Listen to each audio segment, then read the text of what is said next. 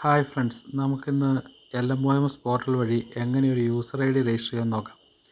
ആദ്യം LMOMS പോർട്ടലിൽ കയറിയിട്ട് നമ്മളിതിൻ്റെ വെരിഫിക്കേഷൻ യൂസർ ലോഗിൻ എന്ന് പറഞ്ഞൊരു ഓപ്ഷൻ ഉണ്ട്. അവിടെ ലോഗിൻ കൊടുക്കുക. കൊടുത്തു കഴിയുമ്പോൾ നമുക്ക് ഇങ്ങനെ ഒരു ഇൻ്റർഫേസ് കിട്ടും. ഇതിൽ നമ്മൾ ക്രിയേറ്റ് ആൻ അക്കൗണ്ട് എന്നൊരു ഓപ്ഷൻ ഉണ്ട്. അവിടെ അത് കൊടുക്കുക. കൊടുത്തു കഴിയുമ്പോൾ നമുക്ക് ഇങ്ങനെ ഒരു പേജാണ് വരുന്നത്. അവിടെ നമ്മൾ ഒരു പേരടിച്ച് കൊടുക്കുന്നു. നമ്മുടെ പേര് അതിൽ നമ്മൾ ജസ്റ്റ് ഒരു പേര് നമ്മൾ അടിച്ചു കൊടുക്കുന്നു. ഞാനിവിടെ മാത്യു എന്ന് പറഞ്ഞിട്ടുള്ളൊരു പേരാണ് അടിച്ചു കൊടുക്കുന്നത്. അതിൻ്റെ താഴെ നമുക്ക് ഏത് ടൈപ്പ് ഒരു യൂസർ ലോഗിനാണ് വേണ്ട, നെയിമാണ് വേണ്ട എന്നുള്ളതാണ് ചോദിച്ചിരിക്കുന്നത്.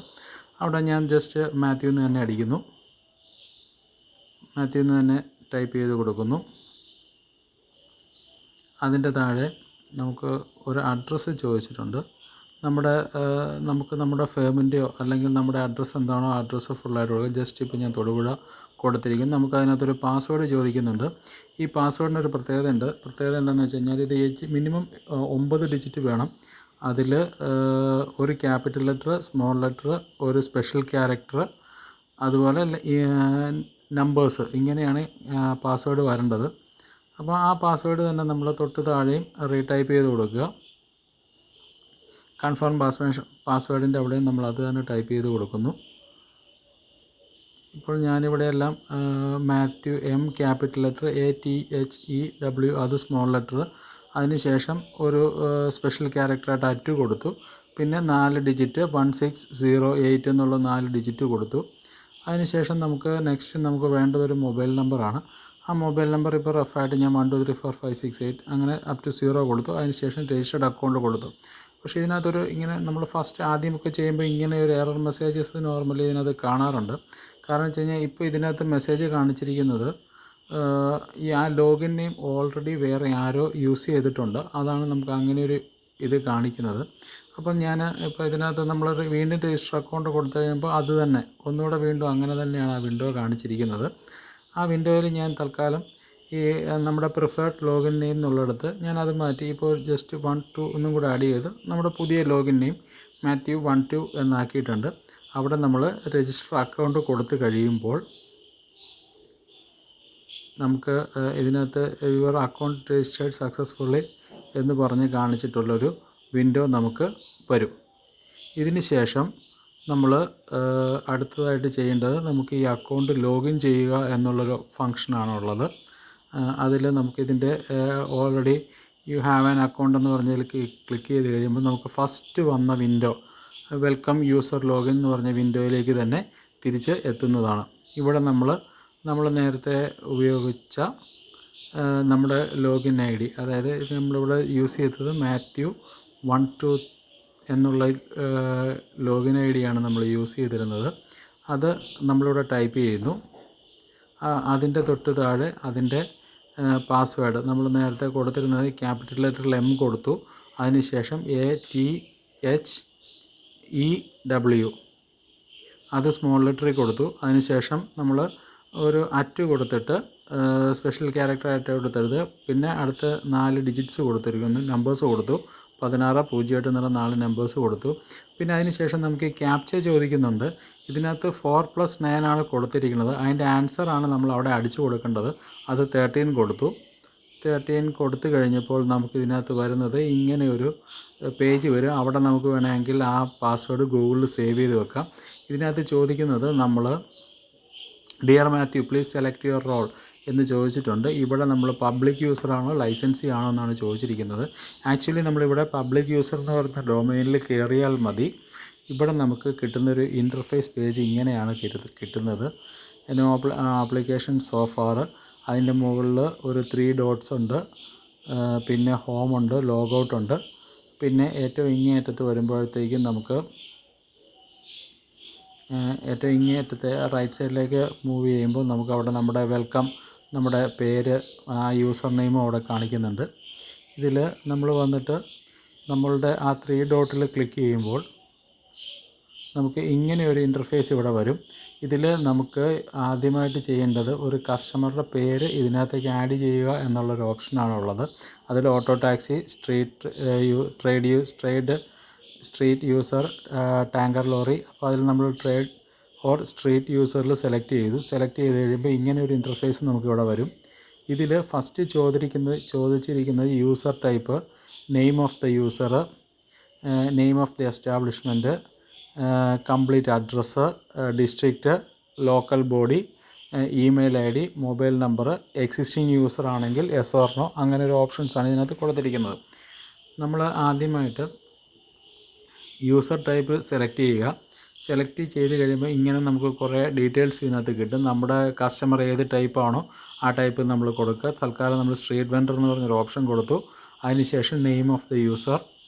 ഇവിടെ നമ്മൾ ഒരു ജനറലായിട്ടൊരു കസ്റ്റമറുടെ പേര് ഞാനിവിടെ ടൈപ്പ് ചെയ്യുകയാണ്. അപ്പം ഇതിനകത്ത് നമ്മളിപ്പോൾ നിലവിൽ രാജൻ എന്ന് പറഞ്ഞൊരു പേര് നമ്മളിതിനകത്ത് ടൈപ്പ് ചെയ്യുന്നു. രാജേഷ് എന്ന് പറഞ്ഞൊരു പേര് നമ്മൾ ടൈപ്പ് ചെയ്തു. അതിനുശേഷം അദ്ദേഹത്തിൻ്റെ സ്ഥാപനത്തിൻ്റെ പേര്, നെയിം ഓഫ് ദി എസ്റ്റാബ്ലിഷ്മെൻറ്റ്, അത് നമ്മളിവിടെ കൊടുക്കുന്നു.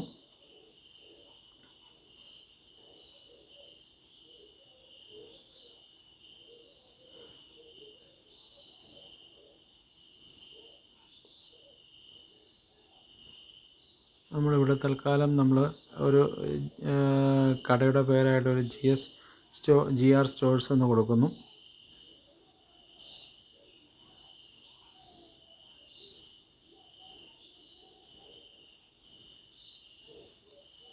അതിൻ്റെ തൊട്ട് താഴെ അടുത്തതായിട്ട് അതിൻ്റെ നെക്സ്റ്റ് ലൈനിൽ നമുക്ക് ചോദിച്ചിരിക്കുന്നത് full address of the establishment ഷോപ്പാണ്, complete address of the shop.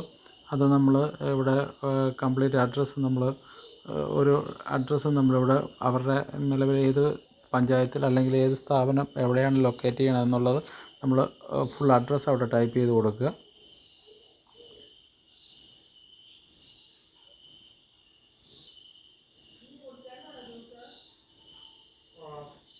ഞാനിവിടെ പുളിമുട്ടിൽ ജംഗ്ഷൻ, തൊടുപുഴ എന്നുള്ളൊരു അഡ്രസ്സാണ് കൊടുക്കുന്നത്.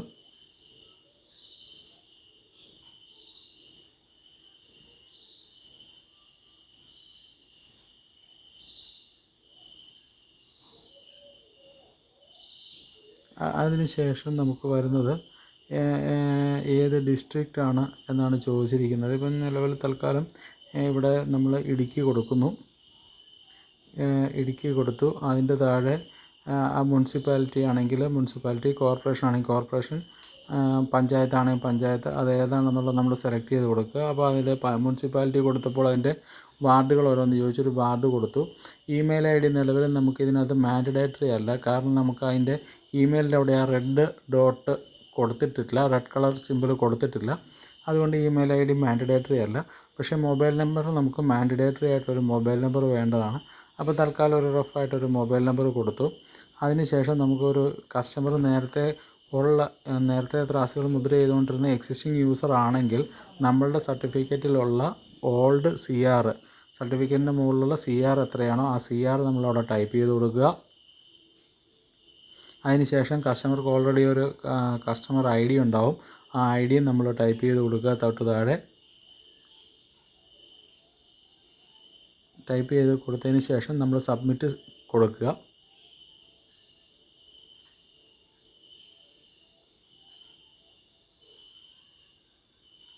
സബ്മിറ്റ് കൊടുത്തു കഴിയുമ്പോൾ നമുക്ക് കിട്ടുന്നത് ഇങ്ങനെയൊരു ഇൻ്റർഫേസാണ്. ഇതിനകത്ത് നമുക്ക് നമ്മൾ എൻ്റർ ചെയ്തിരിക്കുന്ന കസ്റ്റമറുടെ ഫുൾ ഡേറ്റാസ് ഇതിനകത്തുണ്ടാവും.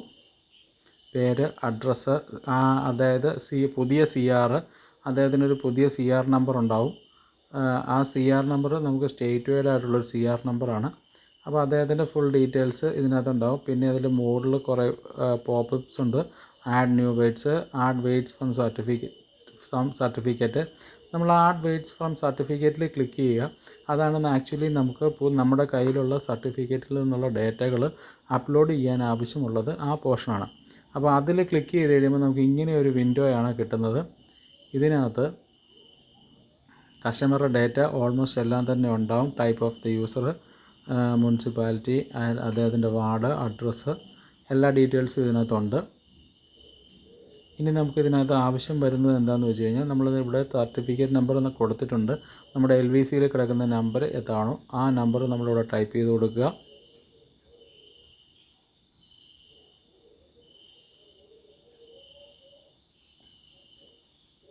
നമ്മൾ ആ നമ്പർ കൊടുത്തു. അതിനുശേഷം നമ്മുടെ ലാസ്റ്റ് വെരിഫിക്കേഷൻ ഡേറ്റ്, സർട്ടിഫിക്കറ്റിൽ ലാസ്റ്റ് എന്നാണോ മെഷീൻ വെരിഫൈ ചെയ്ത ആ ഡേറ്റ് നമ്മളിവിടെ ടൈപ്പ് ചെയ്ത് കൊടുക്കുക. ഇപ്പോൾ 29/9/2024 ഡേറ്റ് കൊടുത്തിട്ടുണ്ട്. പിന്നെ അതിന് ശേഷം നമ്മൾ ഏത് ഡിസ്ട്രിക്റ്റിലാണ് ചെയ്യുന്നത് നമ്മുടെ ഡിസ്ട്രിക്റ്റ് കൊടുക്കുക. അതുപോലെ അത് കഴിഞ്ഞ് ഓഫീസ് സെലക്ട് ചെയ്യേണ്ടതുണ്ട്. ഓഫീസ് നമ്മളിവിടെ സെലക്ട് ചെയ്ത് കഴിയുമ്പോൾ നമുക്ക് ഇങ്ങനെ പോപ്പപ്പ് ആണെങ്കിൽ നമ്മൾ ഏത് ജില്ലയിലാണോ വർക്ക് ചെയ്യുന്നത് ആ ജില്ലയിലെ ഏത് താലൂക്കിലുള്ളതാണ് ഇവിടെ തൽക്കാലം നമ്മൾ അസിസ്റ്റൻറ്റ് കൺട്രോളർ തൊടുപുഴ എന്ന് കൊടുത്തു. അതിനുശേഷം നമുക്ക് വരുന്നത് വെയ്റ്റ് ഓർ മെഷർ എന്ന് പറഞ്ഞ കോളമാണ്. അത് സെലക്ട് ചെയ്യുമ്പോൾ വെയ്റ്റ്സ്, മെഷേഴ്സ്, വെയിങ് ഇൻസ്ട്രുമെൻറ്റ്സ് നമ്മൾ കൊടുത്തിട്ടുണ്ട്.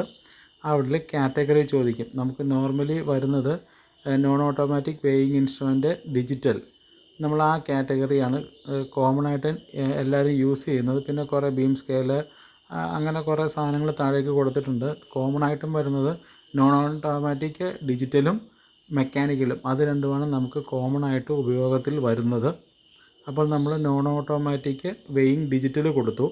അതിനുശേഷം മെഷീൻ്റെ നമ്മൾ എൻ്റർ ചെയ്യാൻ പോകുന്ന ത്രാസിൻ്റെ മെയ്ക്ക് ഏതാണോ അത് നമ്മളിവിടെ ആഡ് ചെയ്ത് കൊടുക്കുക. തൽക്കാലം എക്സ്പെർട്ട് എന്ന് പറഞ്ഞു കൊടുത്തിട്ടുണ്ട്.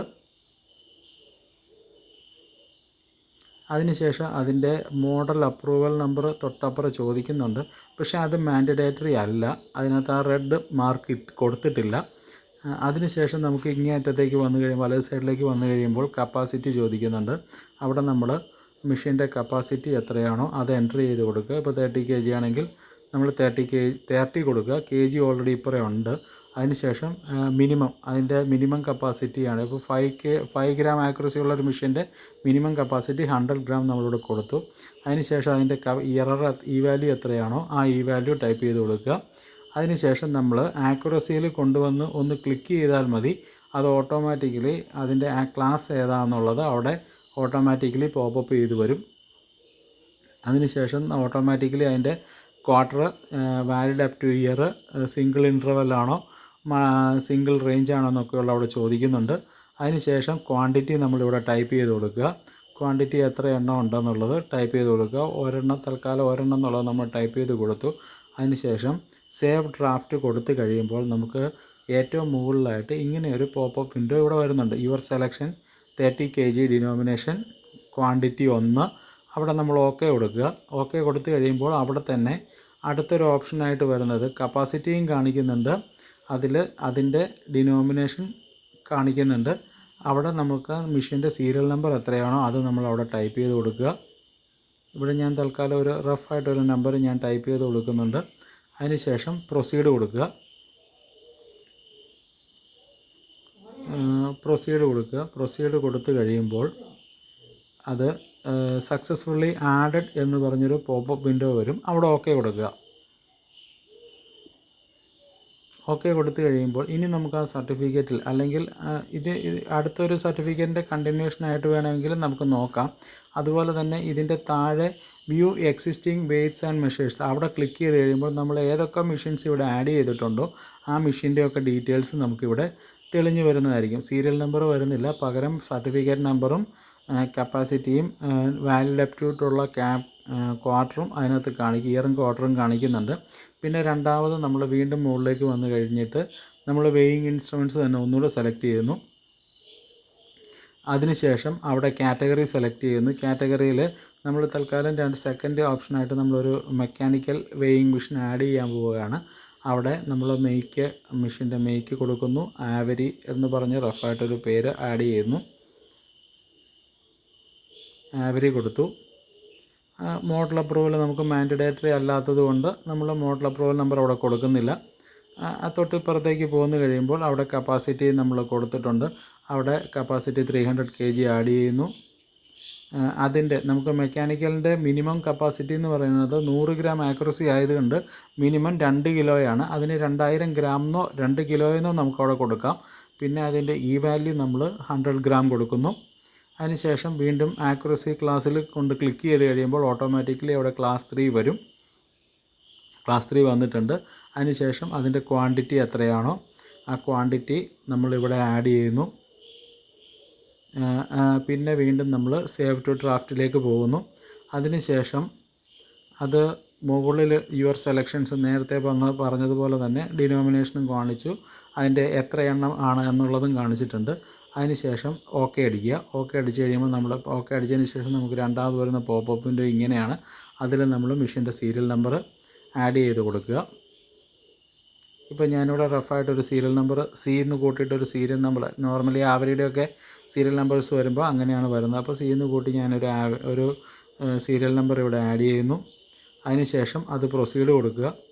പ്രൊസീഡ് കൊടുത്തു കഴിയുമ്പോൾ വീണ്ടും ആ കസ്റ്റമറുടെ ഡാറ്റാബേസിലേക്ക് ആ മെഷീൻ ആഡായി വന്നിട്ടുണ്ട്. അതിനുശേഷം നമ്മൾ വീണ്ടും അടുത്ത വേറൊരു കാറ്റഗറി സെയിം സർട്ടിഫിക്കറ്റിൽ തന്നെ നമ്മൾ കൊടുക്കുകയാണ്. വെയിങ് ഇൻസ്ട്രുമെൻറ്റ്സ് കൊടുത്തു. കാറ്റഗറി സെലക്ട് ചെയ്തിട്ട് ഡിജിറ്റൽ തന്നെ കൊടുക്കുന്നു. അതിനുശേഷം അവിടെ നമ്മൾ കോൺട്രാക്ട് എന്ന് പറഞ്ഞ് നമ്മളൊരു ക്ലാസ് 2 മെഷീനാണ് ചെയ്യാൻ ഉദ്ദേശിക്കുന്നത്. അപ്പോൾ ഒരു ക്ലാസ് 2 മെഷീൻ്റെ കോൺട്രാക്ട് എന്നും പറഞ്ഞ് നമ്മളൊരു മെഷീൻ്റെ പേര് അവിടെ കൊടുക്കുകയാണ്.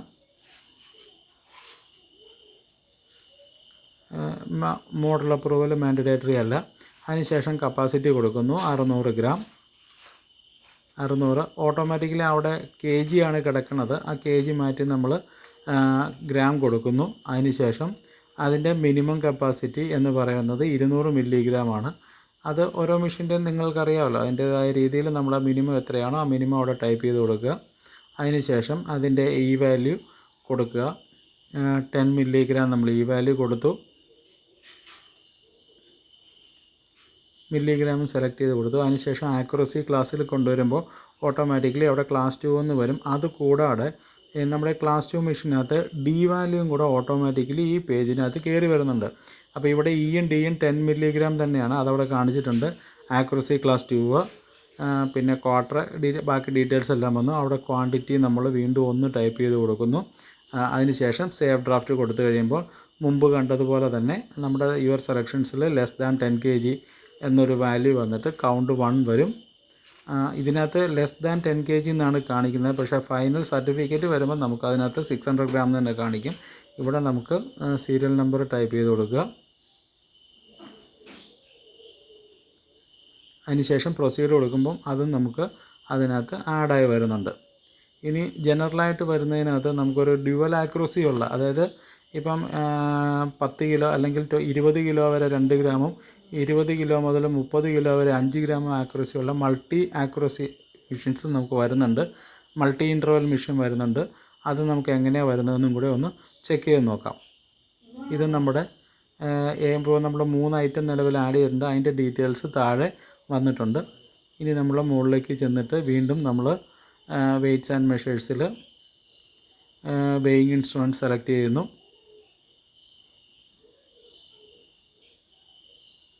അതിൽ കാറ്റഗറി നമ്മൾ വീണ്ടും നോൺ ഓട്ടോമാറ്റിക് ഡിജിറ്റൽ കൊടുക്കുന്നു. അതിനുശേഷം മെയ്ക്ക് നമ്മൾ വീണ്ടും ഒരു മെയ്ക്ക് ആഡ് ചെയ്യുന്നു.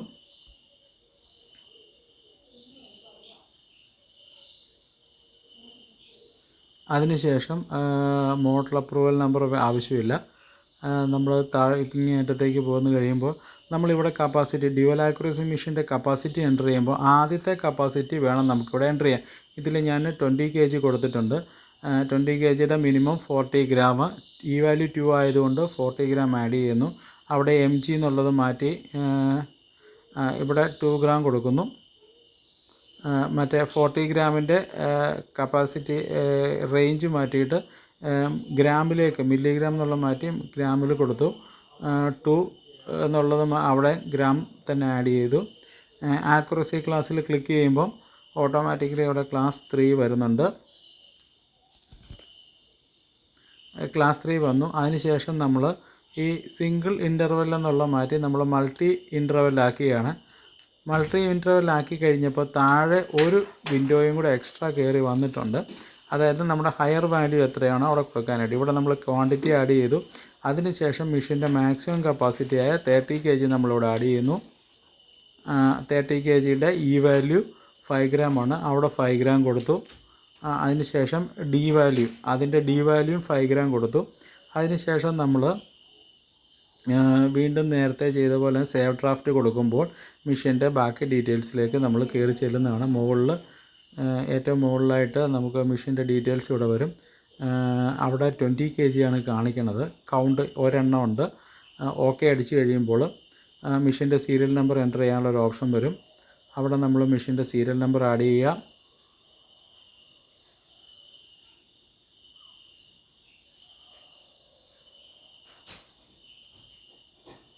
അത് സക്സസ്ഫുള്ളി ആഡഡ് ആയിട്ട് കാണിച്ചു.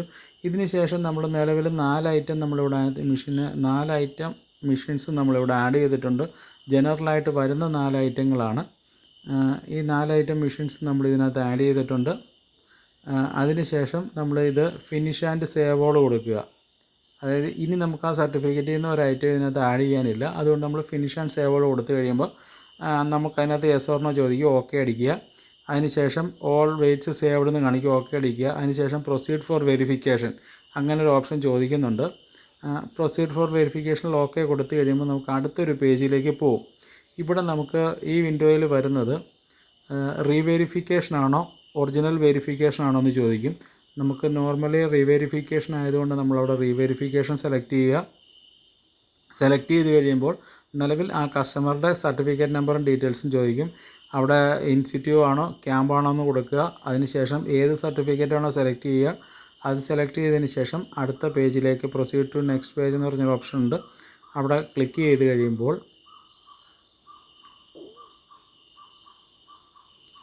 അടുത്ത പേജിലേക്ക് പോകും. അവിടെ നമുക്ക് നമ്മൾ ആ സർട്ടിഫിക്കറ്റും പ്രകാരം എൻ്റർ ചെയ്തിരിക്കുന്ന എല്ലാ മെഷീനുകളുടെയും ഡീറ്റെയിൽസ് ഇവിടെ ഉണ്ടാവും. മെഷീൻ്റെ സീരിയൽ നമ്പറൊക്കെ നമുക്ക് ക്രോസ് ചെക്ക് ചെയ്ത് നോക്കണമെന്നുണ്ടെങ്കിൽ ഇവിടെ ചെക്ക് ചെയ്ത് നോക്കുക. അതിനുശേഷം നമ്മൾ സെലക്ട് ഓൾ കൊടുക്കുക. സെലക്ട് ഓൾ കൊടുത്തു കഴിയുമ്പോൾ എല്ലാ മെഷീനും ചെയ്യാനുണ്ടെങ്കിൽ എല്ലാ മെഷീനും സെലക്ട് ചെയ്യുക, അല്ലെങ്കിൽ 1 by 1 ആയിട്ട് സെലക്ട് ചെയ്യുക. അതിനുശേഷം പ്രൊസീഡ് പേയ്മെൻറ്റ് എന്ന് പറഞ്ഞൊരു ഓപ്ഷൻ ഉണ്ട്. അവിടെ ക്ലിക്ക് ചെയ്യുക.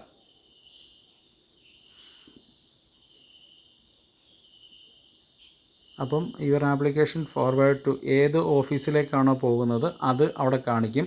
അത് നമ്മൾ സെയിം ഓഫീസാണ് നമ്മൾ ഉദ്ദേശിക്കുന്നതെങ്കിൽ നമ്മൾ ഏത് ഓഫീസിലേക്കാണോ കൊടുക്കുന്നത് ഓക്കെ അടിക്കുക.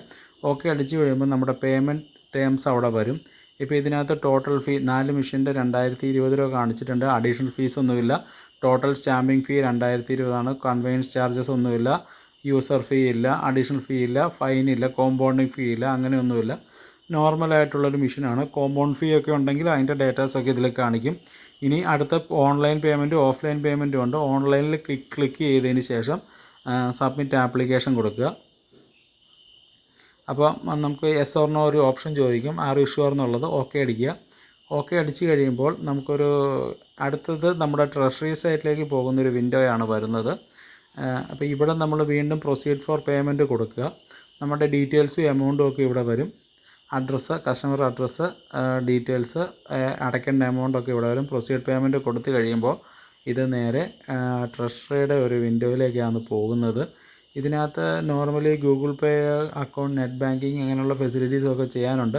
കോമൺ ആയിട്ട് യൂസ് ചെയ്യാൻ ഏറ്റവും എളുപ്പം സെക്കൻഡ് ഓപ്ഷനാണ്. പേയ്മെൻറ്റ് ഗേറ്റ് വേ പ്രിഫേർഡ് എന്ന് പറഞ്ഞ് കാണിച്ചിട്ടുണ്ട്. അതിനകത്ത് ക്ലിക്ക് ചെയ്യുമ്പോൾ സെക്കൻഡ് ഓപ്ഷനിൽ ക്ലിക്ക് ചെയ്യുമ്പോൾ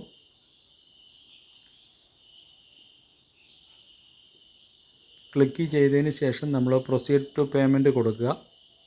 പ്രൊസീഡ് ടു പേ കൊടുത്തു കഴിയുമ്പോൾ നമുക്ക് ഇതിനകത്ത് നമ്മുടെ GRN ഗവൺമെൻറ് റെസിപ്റ്റ് നമ്പർ വരും.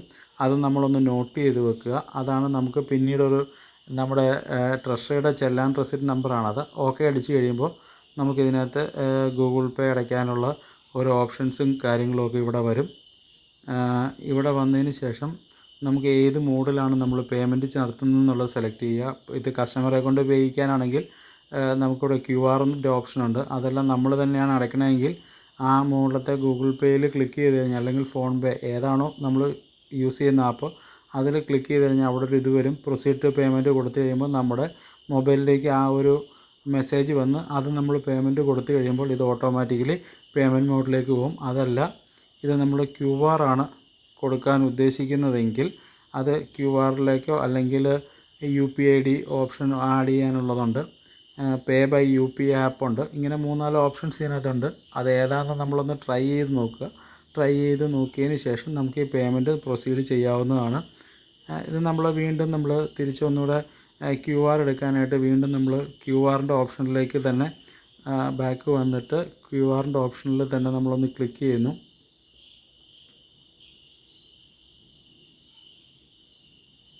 QR തന്നെ ക്ലിക്ക് ചെയ്തു. അതിന് ശേഷം പേ കൊടുത്തു കഴിയുമ്പോൾ പേ എമൗണ്ട് അവിടെ കാണിക്കുന്നുണ്ട്. ആ പേ എമൗണ്ട് കൊടുത്ത് നമ്മൾ ക്ലിക്ക് ചെയ്ത് കഴിയുമ്പോൾ നമുക്ക് ഓട്ടോമാറ്റിക്കലി ഇവിടെ QR വരും. ഈ QR സെലക്ട് ചെയ്തുകൊണ്ട് നമുക്ക് ആ പേയ്മെൻറ്റ് സ്കാൻ ചെയ്ത് നമുക്ക് ആ പേയ്മെൻറ്റ് നടത്താവുന്നതാണ്. അപ്പം ഇതാണ് നമ്മുടെ നോർമൽ ഒരു ഐറ്റം എൻട്രി ചെയ്ത് പേയ്മെൻറ്റ് നടത്തുന്നിടം വരെയുള്ള ഓപ്ഷൻസ്. ഇത് നമ്മളിപ്പം ഞാൻ തൽക്കാലം ഇതൊന്ന് ക്യാൻസൽ പേയ്മെൻറ്റ് ഒരു ഓപ്ഷനിലേക്ക് പോവുകയാണ്. ക്യാൻസൽ പേയ്മെൻറ്റ് കൊടുത്താലും പേയ്മെൻറ്റ് ഫിനിഷ് ആയി കഴിഞ്ഞാലും നമുക്ക് അടുത്തൊരു പേജിലേക്ക് പോകും. അല്ലെങ്കിൽ ഇതിപ്പം ക്യാൻസൽ പേയ്മെൻറ്റ് കൊടുത്തുകൊണ്ടാണ് നമ്മൾ ഈ പേജിലേക്ക് വന്നിരിക്കുന്നത്. അല്ലെങ്കിൽ ഈ പേജ് അല്ല വരുന്നത്, വേറെ നമ്മുടെ റെസിപ്റ്റ് മോഡിലേക്കാണ് വരുന്നത്. ഇത് നമ്മൾ വീണ്ടും ഹോം പേജിലേക്ക് തന്നെ ഒന്ന് പോവുകയാണ്.